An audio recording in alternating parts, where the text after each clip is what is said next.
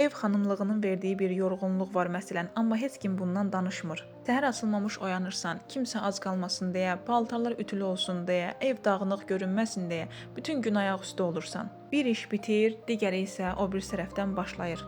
Və beləliklə heç vaxt bu işlər bitmir.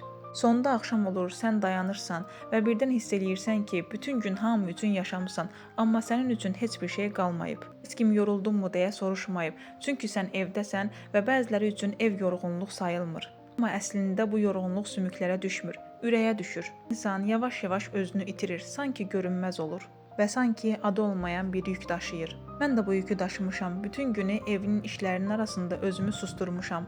Amma bir gün anladım ki, mən sadəcə evin içində yox, öz həyatımın içində də var olmaq istəyirəm. Evdən çıxmadan, uşaqlarımı yarım qoymadan, sakitcə telefonumun işığında orada özümə bir yol tapdım. SMM-lə tanış oldum. Danışaraq, paylaşaraq, addım-addım öyrəndim. Bu iş mənə sadəcə qazanc yox, özümə olan hörmətimi və mən də bacarıram hissini qaytardı. Sən də bu yorğunluğu tanıyırsansa, bil ki, hər zaman insanı özünə qaytaran bir yol var. Əgər sən də öz yolunu tapmaq istəyirsənsə, SMM təlimlərim tam da sənin üçündür. Qeydiyyat üçün mənə direktdə yaz.